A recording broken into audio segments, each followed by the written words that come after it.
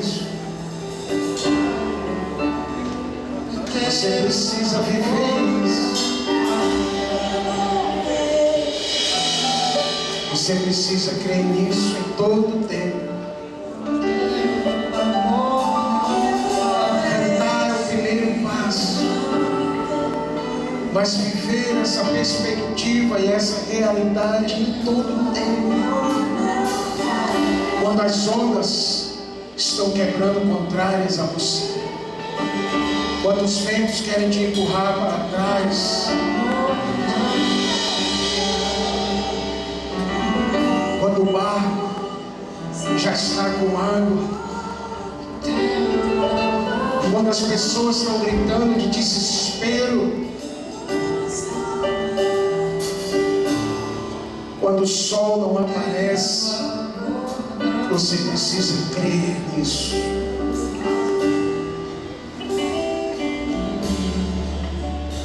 No amor de um Deus que não falha, ou num Deus cujo amor jamais falhará, porque nunca falhou.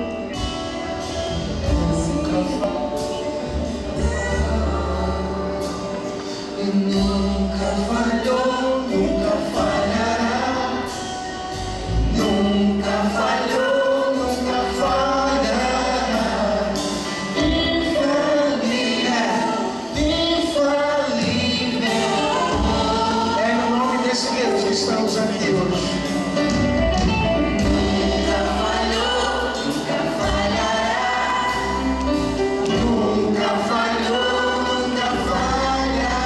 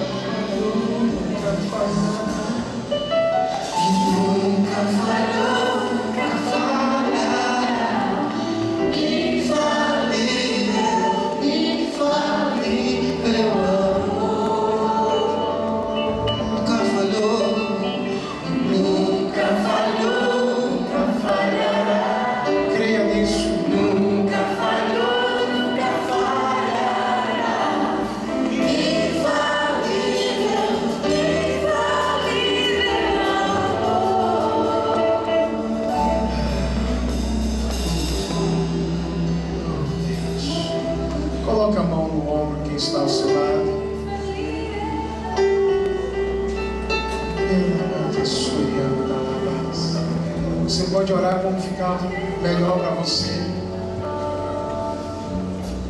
Mas ora por quem está ao seu lado. Você já orou hoje? Ora de novo. Oração não tem contraindicação. A contraindicação é não orar. Por isso que tem muitos crentes dormindo espiritualmente, fracos na fé, envolvidos com vários tipos de ciladas do diabo e das coisas do mundo, porque não oram. Se você não orar, você vai morrer. Essa não é uma profecia, essa é uma realidade. Se você não orar, você vai morrer.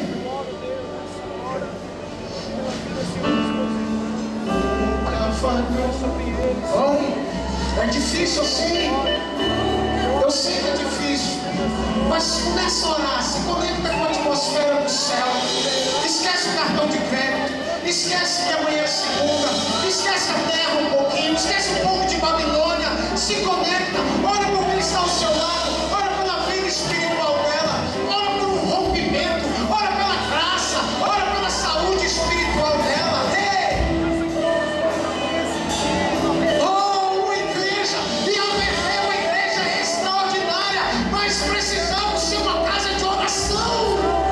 Senão não vai adiantar nada, não vai sair os projetos do papel. Adoração, missões, conquistas, tudo mais depende de um pilar: oração e muita oração.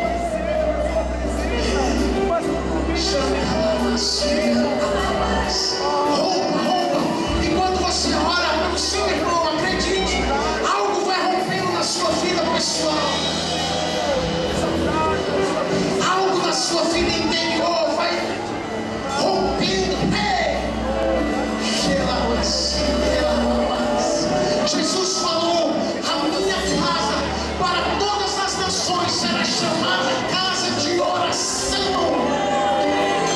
Essa é a tatuagem da igreja, essa é a marca da igreja. Nascemos debaixo de oração, precisamos completar a nossa missão debaixo de oração. E de muita, para trazermos o reino de Deus à terra. Em meio às crises, em meio às circunstâncias, em meio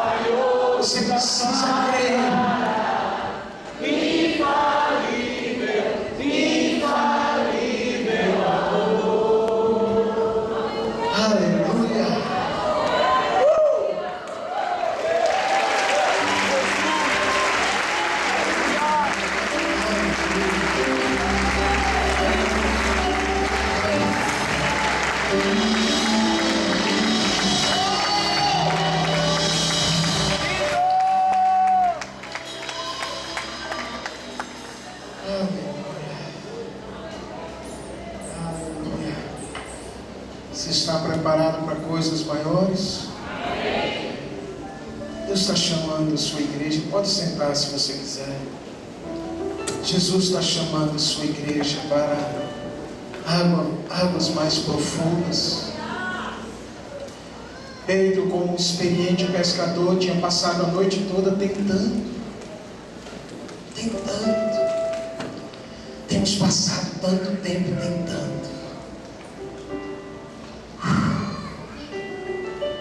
Alguns já cansaram, eu entendo. Alguns pensaram em desistir. Pedro estava cansado porque ele tentou pescar baseado na sua experiência, na sua habilidade, na sua prática, no seu conhecimento humano sobre pescaria, barco, rede, tipo de peixe, lua, maré, horário, mas nada deu certo. E aí veio um homem simples da Galileia, entrou no barco porque naquele momento ele precisava falar, ensinar ao povo palavras de vida eterna, não como melhorar a sua vida. Naquele momento ele não estava querendo multiplicar pães e peixes. Ele sabia que parte da multidão que o seguia só queria um carro novo, uma vida melhor, uma vida mais confortável. Quando ele começou a falar sobre levar uma cruz, renunciar, quando ele começou a falar que ele era o pão vivo que desceu do céu e começou a confrontar realidades naturais com coisas espirituais, o povo, duro é esse discurso. E se não houver prosperidade? E se a nossa vida em relação aos aspectos humanos piorar? E se perdermos o emprego? E se a saúde não chegar? Será que continuaremos servindo e seguindo Ele? Porque parte da multidão queria pão e peixe, outra parte queria uma boa palavra no domingo à noite.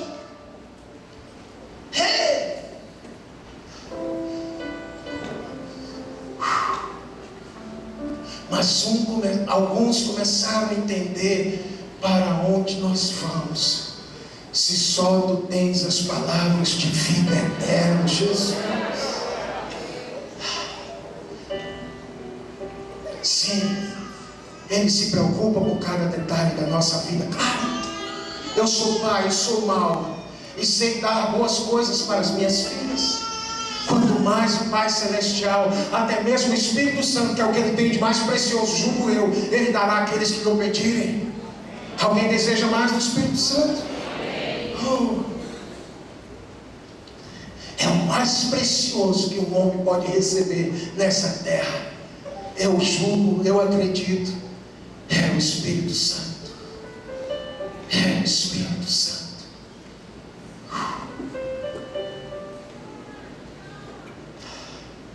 Mas essencialmente, Ele quer preparar a sua igreja para a eternidade. Mas a eternidade começa aqui e começa agora. E que tal, além de nos prepararmos, trazermos a realidade do reino dos céus à terra? E que tal sermos canais e agentes para quebrar cadeias na vida das pessoas? Eu quero te contar uma história que está lá em Lucas capítulo 7, por gentileza, abra lá, por favor.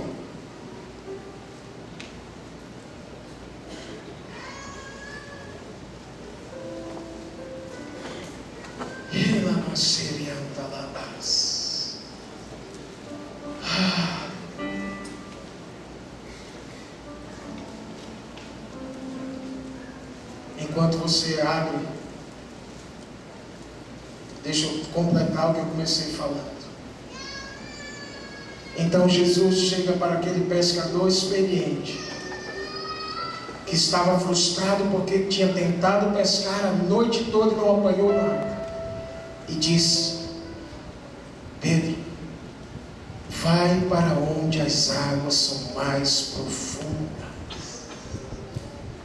Um princípio básico. Alguns de nós temos andado frustrados Porque no que diz respeito às águas da vida espiritual, estamos pescando ou tentando pescar em superfícies, em águas superficiais, rasinhas, onde nada te incomoda. É verdade. Onde talvez o diabo não se deu o trabalho de te incomodar, mas onde provavelmente ele também não é incomodado. Isso significa que pouca diferença, se é que estamos fazendo alguma diferença. Jesus nos chama para onde as águas são mais profundas. É uma carreira individual. É uma caminhada pessoal de querer conhecer quem de fato Jesus é. Isso vai requerer de nós sede, disciplina, empenho, perseverança, busca, isso diariamente. Mesmo naquele dia que Paulo chama de um dia mau que vem para todos. Aquele dia que mal você pensa, você deseja levantar da cama. Alguém já passou por esse dia?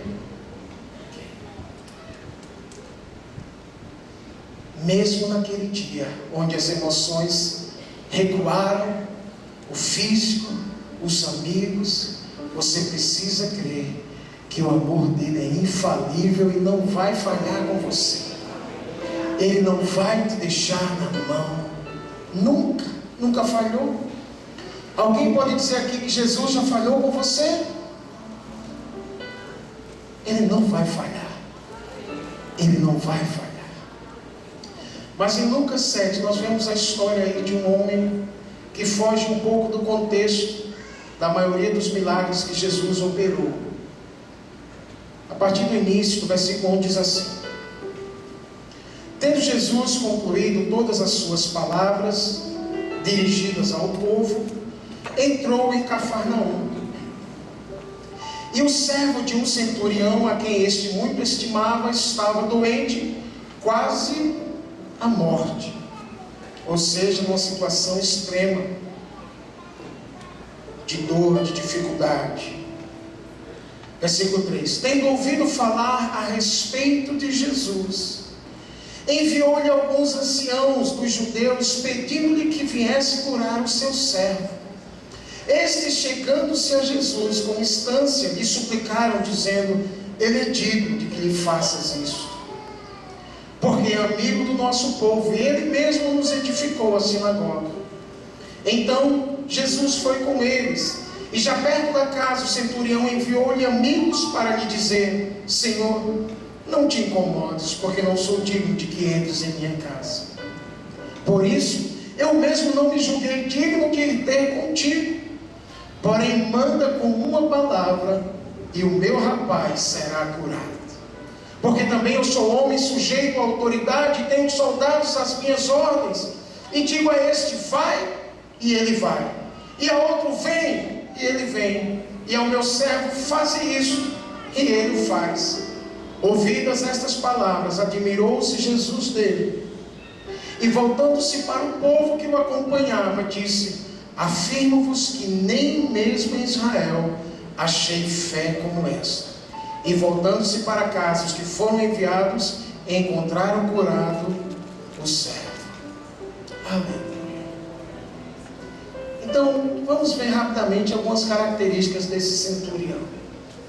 Primeira coisa que me chama a atenção é que ele era, na verdade, ele não era um homem religioso. Ele não era um sacerdote, muito menos um sumo sacerdote. Na verdade, nem judeu ele era. Ele estava em Jerusalém apenas a serviço do Império Romano. Ele era um soldado romano, um comandante romano que tinha debaixo da sua autoridade, da sua liderança, cerca de 100 soldados. Por isso era chamado um centurião. Então não era alguém que tinha crescido lá, provavelmente não cresceu em Jerusalém, não cresceu frequentando o templo ou alguma sinagoga, não era um homem de instruções religiosas, pelo menos no que diz respeito ao judaísmo. Era era um gentil, era um não judeu, era um homem talvez sem religião, ou debaixo de toda influência dos deuses pagãos de Roma, que eram muitos. Mas a Bíblia fala que ele tinha um dos soldados extremamente doente, na verdade quase à morte.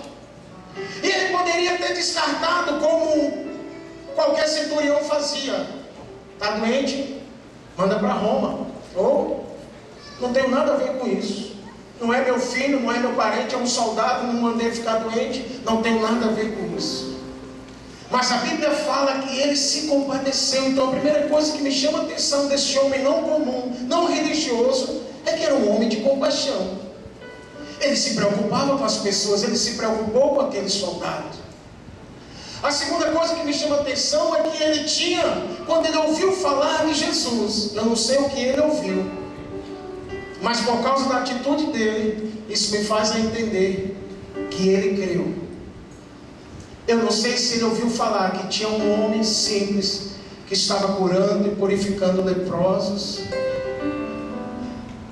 dando vista a cegos, restaurando paralíticos e coxos e gastando tempo com as criancinhas, abençoando elas, brincando com elas. Eu não sei se ele tinha ouvido falar de uma mulher que tinha sido apanhada em flagrante adultério pelos religiosos, e ele se deu um pouco preocupado com ela, mas na verdade cheios de ira e de religiosidade queriam apedrejá-la e foram até ele para que Jesus autorizasse. E aí Jesus disse: vão em frente, só começa por quem não tiver pecado. E quem poderia dizer que não tinha pecado? Então a fama de um homem bom, humilde, mas extremamente poderoso, ungido, compassivo, misericordioso, estava crescendo. E as boas notícias e a fama de Jesus chegou até os ouvidos daquele centurião, assim como chegou nos ouvidos de muitos. Mas ele decidiu crer. Ele decidiu crer naquilo que ele tinha ouvido falar, mesmo sem ter uma experiência ainda pessoal com Jesus. Então ele demonstrou compaixão e ele demonstrou fé. Mas ele demonstrou uma coisa mais: ele demonstrou ter um bom testemunho aonde ele vivia. Porque os judeus que foram até Jesus para convencer Jesus de ir até ele, até a casa daquele centurião, disseram: olha, ele é digno que faças isso. Ele não é um aproveitador, ele não é um mau caráter. Ele na verdade nos edificou a sinagoga, ele tem um bom testemunho, ele tem um coração digno, ele é um homem íntegro, ele tem um excelente testemunho. Jesus, vai lá. E Jesus disse: irei. Mas quando Jesus vai se aproximando da sua casa, ele manda outros servos dizendo: diga para ele não entrar, porque eu não sou digno que ele entre em minha casa. E ele mostra aí, entre outras coisas, um coração humilde. Então ele demonstra compaixão, ele demonstra fé, ele demonstra um bom testemunho, ele demonstra um coração humilde. Coisas que são relevantes aos olhos de Deus, sem dúvida alguma. Mas eu suspeito que não foi nenhuma dessas 4 coisas que fez o milagre acontecer, porque o servo dele foi curado. E sabe de uma coisa? Aquilo que está doente, aquilo que está defeituoso, aquilo que está errado em nossas vidas, eu creio que Jesus quer curar. Eu creio que Ele quer transformar. E aí ele envia então os servos, e eles mandam então um recado para Jesus dizendo: Senhor, ele disse o seguinte, que você não precisa entrar, porque a casa ele não se acha digno de receber o Senhor. Na verdade ele nem sequer foi até o Senhor, porque ele não achou digno também de ir até o Senhor. Mas ele disse o seguinte: ele é um homem de autoridade. Nas palavras daquele centurião, ele disse: Senhor, você não precisa entrar na minha casa, mas Senhor, eu também sou um homem de autoridade, estou sujeito à autoridade, e sou um homem que tem outros debaixo da minha autoridade. E mesmo eu sendo homem, quando eu dou uma ordem, eles vão e cumprem. E quando eu digo para alguns vêm, eles vêm. Então, Senhor, libera apenas uma palavra. Em outras palavras, Senhor, uma palavra sua será suficiente para mudar toda essa situação. Manda apenas uma palavra e o meu servo será curado. Meu Deus, aquela exclamação dele parou Jesus. E aí Jesus disse: opa, peraí. Muitas pessoas, parafraseando, muitas pessoas já me buscaram, muitas pessoas me tocaram, muitas pessoas creram no meu poder, mas em Israel, até agora, andando pela nação de um lado para outro, eu ainda não achei uma fé como esta. Era uma fé simples e ao mesmo tempo profunda. Era uma fé de quem mesmo não tem uma experiência ainda pessoal com Jesus, entendeu, ou começou a entender quem de fato Ele era. Ele entendeu a posição de autoridade de Jesus. Ele entendeu o poder que estava sobre aquele homem. Ele disse: olha, eu creio e para mim é suficiente. Manda uma palavra e a minha situação será mudada. Meu Deus, que nível de fé é essa? É um nível a mais. É um nível que foge das circunstâncias de querer tocar em algo. Ele não precisava disso. Gente, deixa eu abrir um parênteses para falar. Há tanta crendice no meio de parte da igreja evangélica. Sabonete ungido, peixe ungido, rosa ungida, copo d'água. Oh, meu querido, não cai nessa. Uma palavra de Jesus será suficiente para mudar a sua vida. Você não precisa gastar R$1000 com um copo d'água. A palavra de Deus está dizendo para nós: Ele é o Todo-Poderoso, Ele é o Autossuficiente.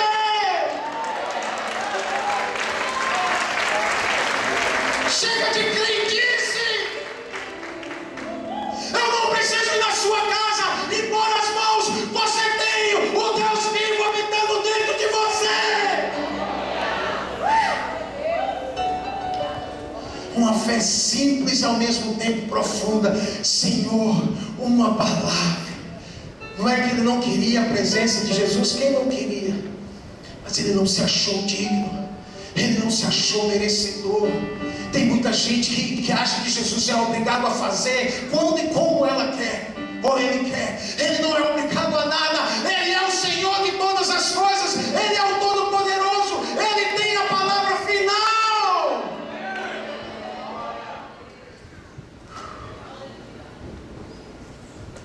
E ele ficou impressionado com aquela fé. E ele só disse uma coisa para o homem: pode ir. No texto correlato a esse, que está lá em Mateus capítulo 8, Jesus falou: pode ir. Olha o que ele disse: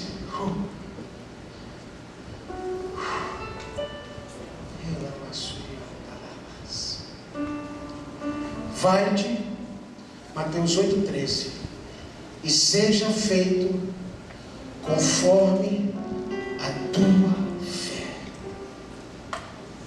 Eu quero dizer para todos nós nessa noite: a palavra dele é a palavra final sobre toda e qualquer circunstância que possamos estar vivendo. A palavra dele é suficiente para cancelar todo decreto de morte, de miséria, de enfermidade contra as nossas vidas. Ele não estava, aquele servo não estava gripado, ele estava paralítico e estava morrendo. E Jesus olhou para aquele centurião e disse: pode ir, seja conforme a sua fé. Era só o que aquele homem precisava ouvir. Agora eu fico pensando, se ele dissesse para mim acerca de algo que eu preciso, que parece impossível: Rodrigo, conforme a sua fé. Eu não sei se seria uma coisa boa. Para aquele centurião foi, porque ele creu, sem precisar de nada mais. Mas se acerca dessa coisa, desse milagre, dessa situação que para você parece impossível, Jesus dissesse assim: seja conforme a sua fé. Será que seria uma boa notícia? Ou uma péssima notícia? Eu não sei, pense nisso. Mas o que eu quero deixar para nós é a fé que aquele homem demonstrou, mais do que seu testemunho e etc., na palavra, demonstrando assim que ele entendeu a autoridade que estava sobre Jesus, entendendo e crendo que se Jesus liberasse uma palavra, para ele será ou seria suficiente, para mim basta, era o que ele estava dizendo. O poder da palavra de Jesus. Paulo disse assim, Romanos 10, versículo 8: a palavra está perto de ti, na sua boca e no seu coração. Gente, para que essa palavra possa sair com efeito e causar aquilo que Deus quer que cause, hoje ela precisa estar dentro de nós. Nós temos hoje, eu acredito, a autoridade dada por Jesus para mudar também circunstâncias, para mudar contextos, para mudar atmosferas. Quem aqui já entrou numa casa onde a coisa estava complicada e depois de uma oração, de uma palavra que você deu, você viu a mudança, você viu a atmosfera mudar? Já aconteceu com alguém? Já aconteceu comigo várias vezes. Agora, se para cada situação Jesus tem uma palavra, como nós vamos saber que palavra aplicar? A boca fala do que está cheio o coração. As pessoas estão num tempo de crise. Só se fala nisso. Onde você vai, as pessoas falam de crise. Há uma expectativa terrível de que as coisas vão piorar. Não é assim? Não é isso que estamos vivendo? E nós? O que temos para oferecer? O que tem saído dos nossos lábios? Hoje, a palavra de Deus está ou deveria estar em nossos lábios. A boca fala do que está cheio o coração. A palavra está perto de ti, na tua boca e no teu coração. Como nós vamos falar a palavra acerca de cada situação, ou aplicá-la em cada circunstância, se não a conhecemos, se não gastamos tempo com ela? Quando Jesus foi tentado pelo diabo em 3 momentos no deserto, no início do seu ministério, ou antes de começar propriamente, ele respondeu aplicando a palavra especificamente para cada situação que o diabo lhe apresentou. Por 3 vezes ele apresentou o livro de Deuteronômio. Quando o diabo disse: mas se você é filho de Deus, você está cansado, você está com fome, você jejuou 40 dias, você pode, manda que estas pedras se transformem em pães. Ele disse: olha, nem só de pão viverá o homem. Igreja, nem só de pão viverá o homem. E aí Jesus fala: mas viverá de toda palavra que procede da boca de Deus. Aí o diabo leva ele para um lugar alto e diz: olha, se você é filho de Deus, mostra que és. Você atira-te daqui, porque está escrito que ele vai dar ordem aos seus anjos a teu respeito. Eles vão te pegar, eles vão te guardar, eles vão te proteger. É verdade, mas também está escrito: não tentarás ao Senhor teu Deus. E aí, por fim, porque era aqui que o diabo queria chegar, ele leva Jesus e mostra a ele como que numa visão todos os reinos, a autoridade dos reinos que Jesus veio conquistar de volta, que Adão tinha perdido. Em outras palavras, era como se o diabo estivesse dizendo: olha, você quer isso? Você não precisa, você vai ser humilhado, eles não vão te compreender. Você vai ser julgado, você vai ser condenado, você vai ser esbofeteado. Eles vão zombar, eles vão rir, eles vão escarnecer, vão cuspir, vão te machucar. Você vai ser exposto à sua família. Você não precisa passar por isso. Eu recebi isso, eu te dou. Rapidinho aqui, se prostra um pouquinho, me adora e está tudo certo, eu te devolvo. É assim que o diabo nos quer, gente. Sabe o que ele quer? A nossa adoração. Ele nos quer prostrado, ele nos quer desistindo, ele nos quer dando a ele o louvor que não cabe a ele. E aí Jesus fala, está escrito, só a ele, só a Deus adorarás e só a ele darás culto. Não se prostre diante da circunstância. Conheça a palavra e para cada situação aplique adequadamente e Deus se responsabilizará. Não adore, não se prostre diante das circunstâncias. Encha-se de igreja. Esse é um tempo mais do que nunca de mergulhar profundamente nas Escrituras. Encher o seu bom depósito, o seu espírito com a palavra. Menos futilidade, menos WhatsApp, menos Facebook, menos internet, menos YouTube, mais palavra, mais palavra, mais palavra, mais palavra. E aí, quando vier as pressões, o Espírito vai acontecer o que está lá escrito em João 14, 26. O Espírito Santo vai te lembrar. Lembrar do que se você não sabe? Se você não estudou, vai lembrar de quê na prova? Quando alguém chega para nós e diz, pastor, olha aí que eu vou fazer vestibular. Estudou, mano? Então desculpa, procura outro, me desculpa a franqueza. Eu não vou orar. Não é justo. Mas não é justo, na minha opinião não é justo. Se o menino lá passou desde janeiro queimando as pestanas e virando madrugada estudando, por que eu oraria por um que teve também as mesmas oportunidades e não fez? Ele vai lembrar de quê?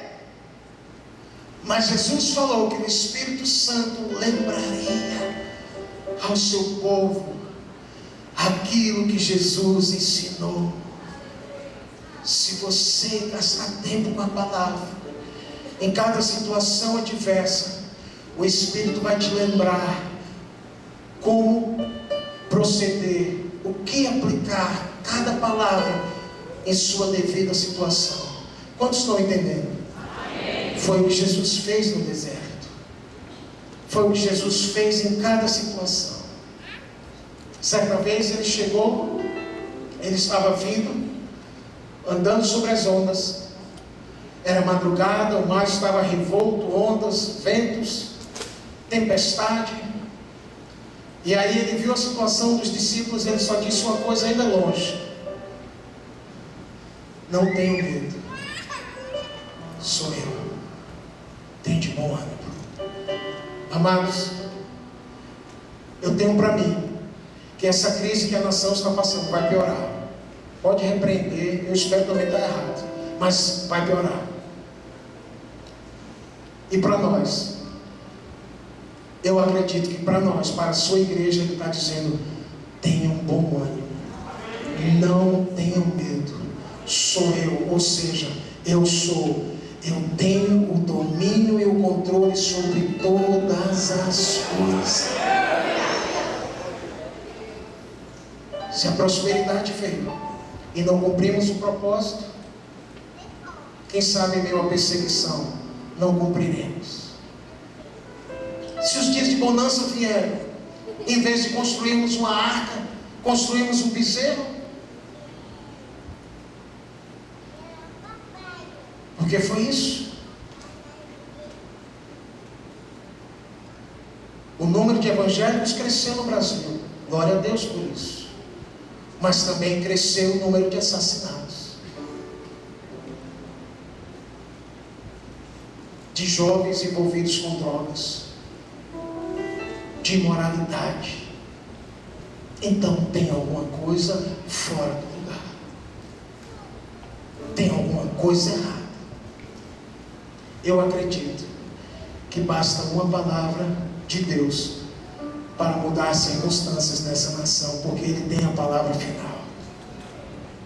Eu acredito que nessa noite Ele pode liberar uma palavra e aquilo que está enfermo dentro de nossos lares seja emocionalmente, fisicamente, espiritualmente ou dentro de nossas vidas, pode ser alterado, como foi no caso desse centurião. Alguém crê também?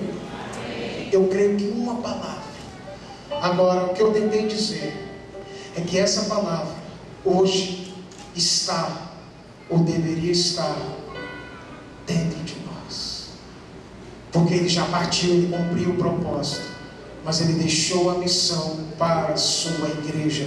Vá e continue, vá e continue, conheça, se encha da palavra de Deus, e para cada situação específica que exige uma direção e uma palavra específica, o Espírito Santo irá te ajudar como aplicar e como proceder. Amém? Vamos orar.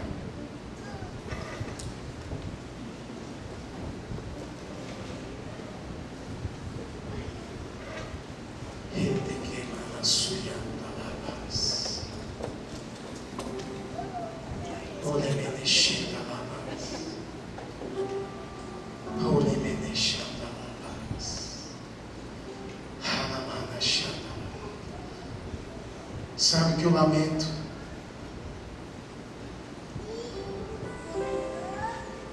Eu lamento.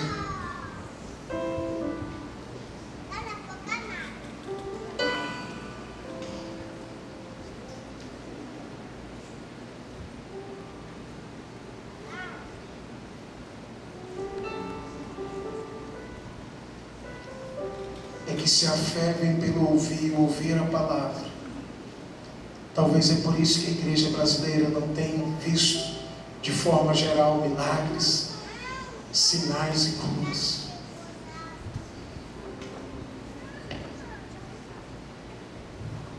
Deus.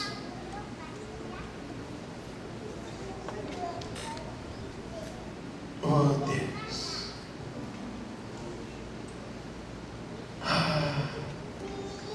Ainda vivemos um sistema tão humano.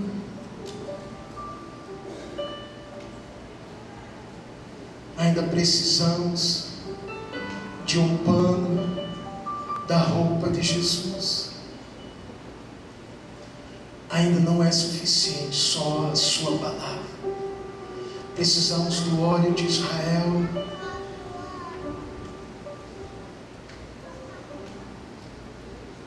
Da oração do pastor tal.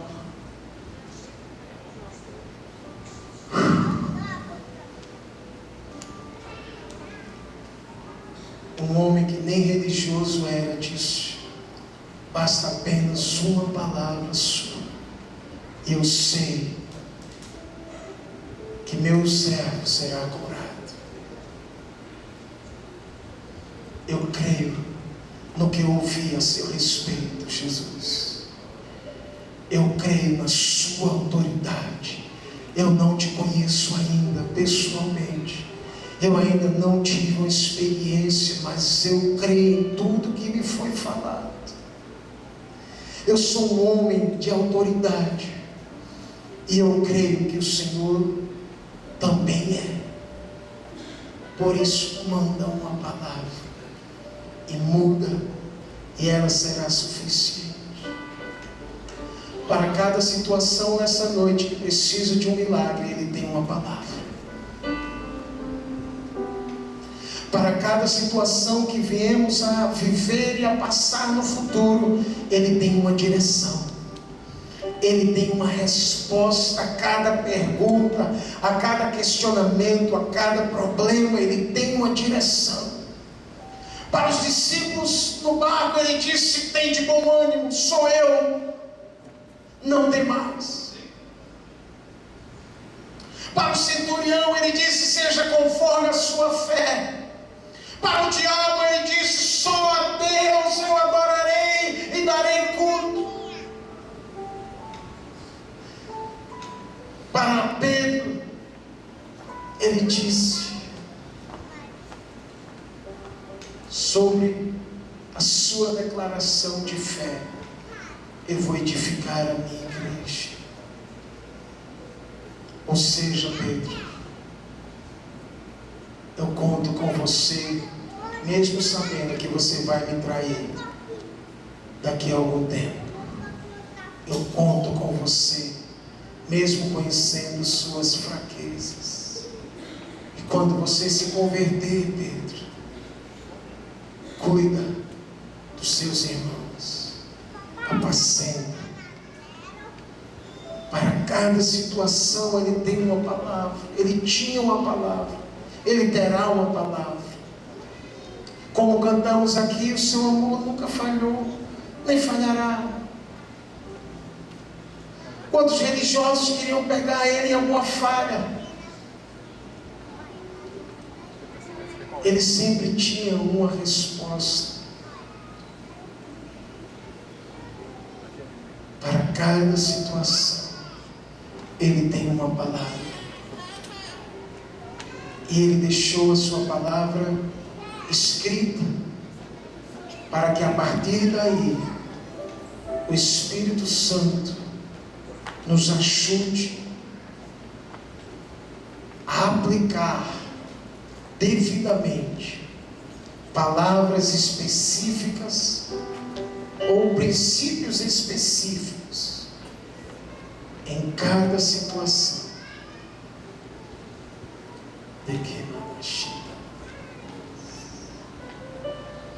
Mas para aquele centurião ele disse: seja feito conforme a sua fé. Conforme a sua fé. Igreja, eu acredito que nossos milagres impossíveis estão mais em nossas mãos do que nas dele.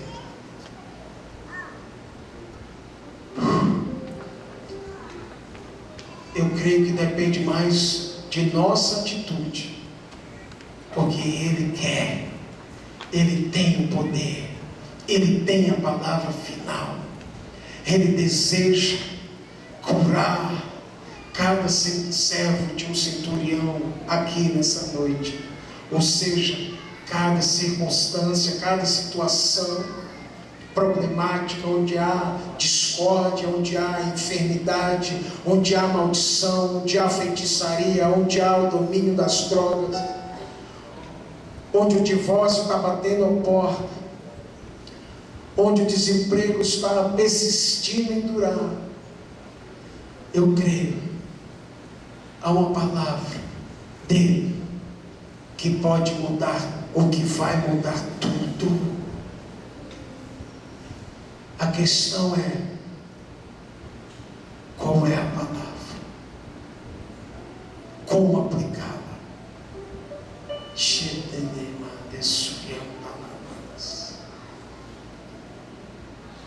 Oh Senhor, oh Senhor, oh Deus.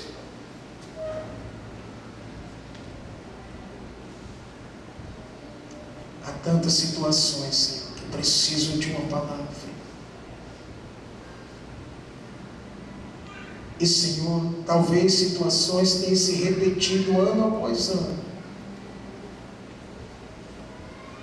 porque não entendemos isso, que a sua palavra está dentro de nós, na nossa boca e no nosso coração.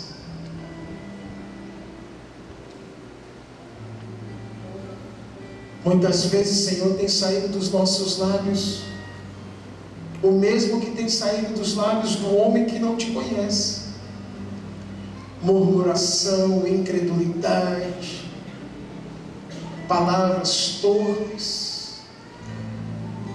piadas sem graça, futilidades, coisas que não constroem. Eu me lembro que a sua palavra diz em Provérbios 18, 20 e 22: o poder da vida e da morte estão na língua, o que bem a utiliza come do seu fruto. Senhor, se hoje a tua palavra está em nós e nada tem acontecido com os nossos servos, com as nossas circunstâncias, com nossos familiares, que ano após ano continuam na mesma situação, é porque provavelmente ela não tem saído dos nossos lábios. Se a boca fala do que está cheio o coração, reconhecemos, Senhor, que temos falhado contigo e que em muitos aspectos ainda somos crianças, mesmo decorrido um bom tempo de caminhada, ainda somos inexperientes na palavra da verdade, ainda necessitamos de leitinho, Senhor. Alguns até mesmo que vem alguém para dar na boca, mesmo não sendo mais bebê espiritual.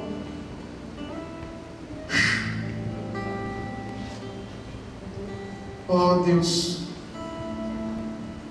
e ano após ano, em nossas casas, algumas coisas continuam a mesma. Tem algum servo lá morrendo, situações que não mudam. Eu oro, Senhor, para que uma fome maior pela Tua Palavra, um desejo de conhecer o Senhor através dela, porque ela não é um fim em si mesmo, mas a finalidade dela é conhecermos mais e mais acerca do Senhor, de quem o Senhor é, do que o Senhor tem para mim e espera de mim.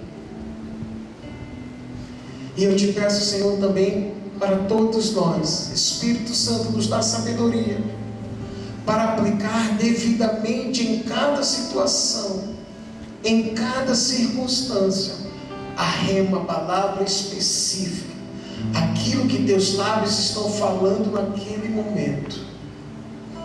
Eu oro, Senhor, para que nós sejamos uma igreja operante, viva, dinâmica, guerreira. Eu oro, Senhor, para que a Tua palavra seja uma grande paixão para cada cristão que está aqui nessa noite, Senhor. Mesmo aqueles que têm dificuldade na leitura, mesmo aqueles que não tiveram oportunidade de estudar, porque precisaram trabalhar logo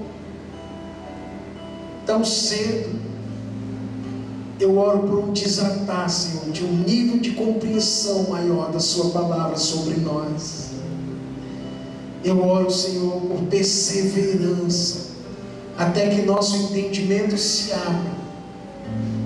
E eu oro, Deus, para que essa palavra, que é viva e eficaz, que é mais cortante do que espada alguma de dois gumes, esteja sempre presente em nossos lábios, de tal forma que possamos também ajudar muitos outros, tendo a resposta que esse mundo precisa.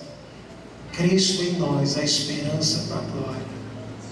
O Senhor tem uma palavra e tem a palavra final para toda e qualquer circunstância e situação. Agir do Senhor, quem impedirá? E nessa noite, Senhor, para cada situação, eu oro, envia a Tua palavra, e haja cura, haja libertação. Se você crê, receba. Haja em nossas casas cura, haja libertação, haja provisão financeira, haja multiplicação, algo sobrenatural, multiplicação de pães e peixes. Aqueles que estão desempregados, Senhor, dá uma nova chance, abre uma porta de emprego. Aqueles que estão sofrendo, Senhor, por causa de enfermidades, uma palavra, Senhor, e a Tua palavra diz que o Senhor levou sobre si todas as nossas enfermidades, carregou sobre si, e pelas suas enfermidades e feridas nós fomos sarados. O castigo também que nos traz paz estava sobre ti, E eu oro, Deus, por corações aqui que precisam de paz nessa noite. Eu oro por aqueles que mal têm conseguido dormir, Senhor, nas madrugadas. São os verdugos, são os tormentos, os atormentadores. Alguns até são vítimas de demônios que vêm assolar nas madrugadas, trazendo condenação e culpa. Eu oro, Deus, para que a paz que excede o entendimento encha seus corações e mentes. Ah, Deus, a tua palavra diz que o Senhor não é homem para mentir, nem filho do homem para se arrepender. A sua palavra diz que o Senhor é também conhecido como um Deus conselheiro, que tem conselhos e direções para nós. Um Deus poderoso, capaz de mudar toda e qualquer circunstância. Deus forte, que o Senhor é o Pai da eternidade e pode salvar e colocar a eternidade no coração do homem. O Senhor é o príncipe da paz. A fonte da nossa paz não é a nossa conta bancária, não são os elogios do homem, não é a aceitação do mundo, é a presença do Senhor em nós. E a sua palavra diz que o Senhor é um Deus maravilhoso, capaz de fazer maravilhas em nossas vidas. Oh, aleluia. Vá ficando de pé, por favor.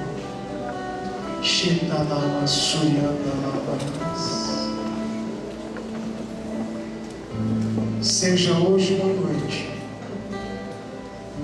em que você será o portador da palavra que vai mudar a situação e a circunstância da sua família, da sua vida pessoal, daqueles que estão ao seu redor. Encha-se com conhecimento da palavra. Encha-se. Passe tempo, gaste tempo. Menos bobagem, menos futilidades, menos mídia social, mais tempo com a palavra, até que ela chegue uma âncora, um fundamento firme, até que a sua fé, como um músculo, seja mais forte, mais firme, até que dos seus lábios estejam saindo aquilo que Deus deseja falar para cada situação. Esse é o desejo dele para nós. Esse é o desejo. Apenas uma palavra dele é suficiente para mudar toda e qualquer situação. Em nome de Jesus. Permaneça de cabeça baixa, por favor. Se alguém nessa noite entrou aqui e ainda não entregou a vida a Jesus, nós gostaríamos de orar por sua vida. Estamos vivendo dias maus. Na verdade, tudo que estamos vivendo foi predito e profetizado pelo próprio Jesus que aconteceria, tudo. Daqui a pouco vai se levantar alguém, provavelmente vai liderar um bloco de nações,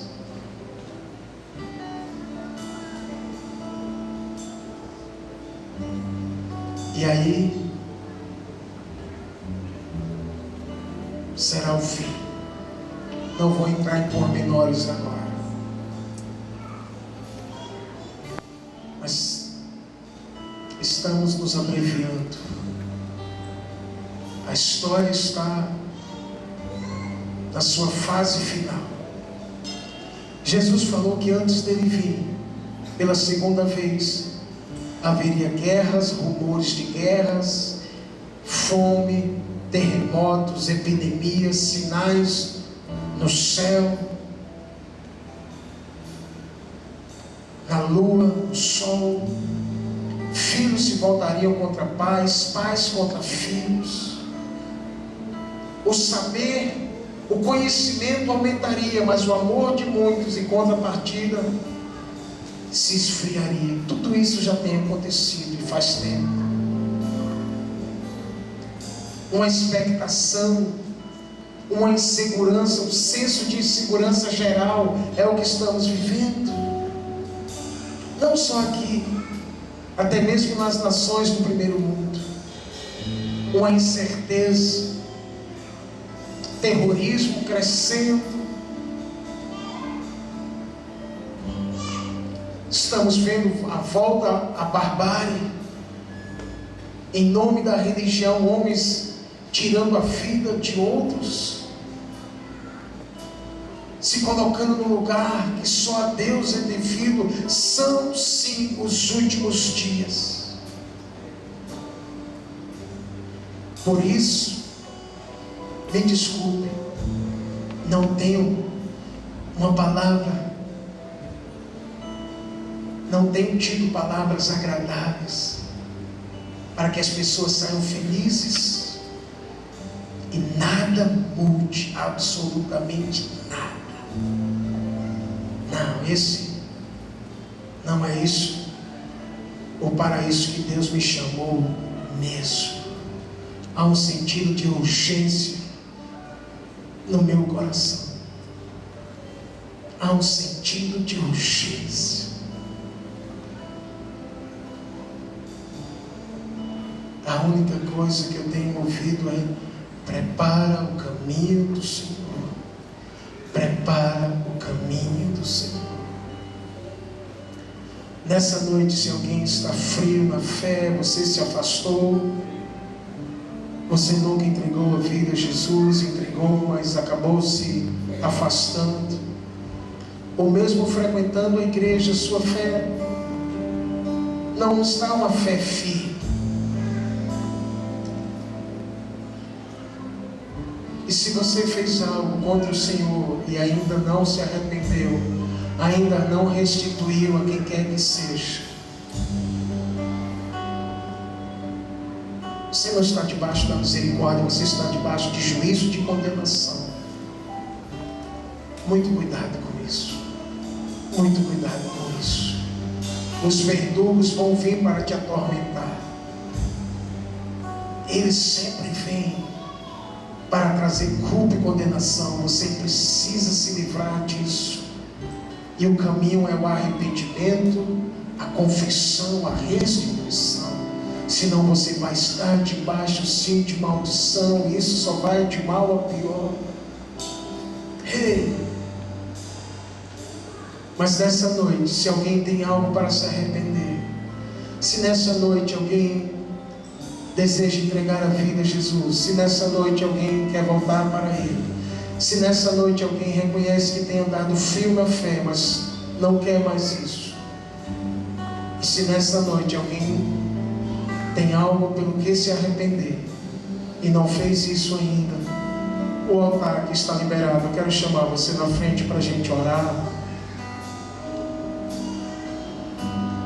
Quero ser da confiança,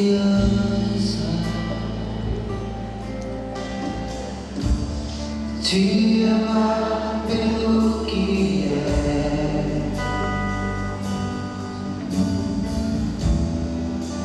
voltar à inocência,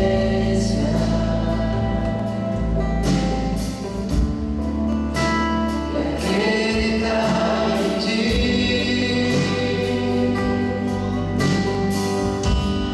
Mas às vezes sou levado na vontade de vencer.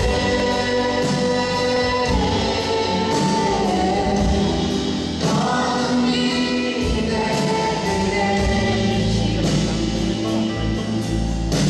e deixo de simplesmente crer.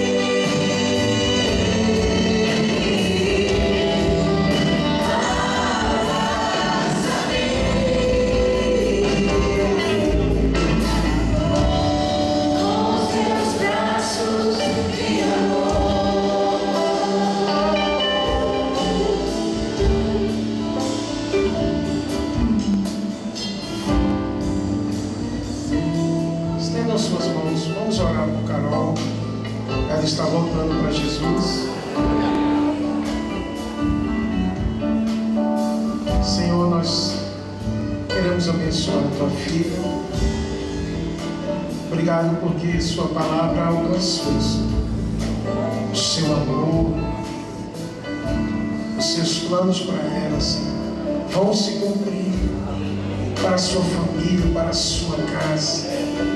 Oramos por uma fé firme, Senhor, por uma fé fundamentada na sua palavra, Senhor.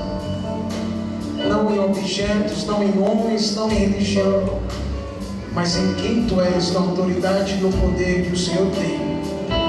Nós abençoamos a vida de Carol, declaramos hoje começa um novo tempo e uma nova história para a vida dela. Livre de toda e qualquer maldição que pesava sobre ela. Nós abençoamos a vida dela, em nome de Jesus. Amém.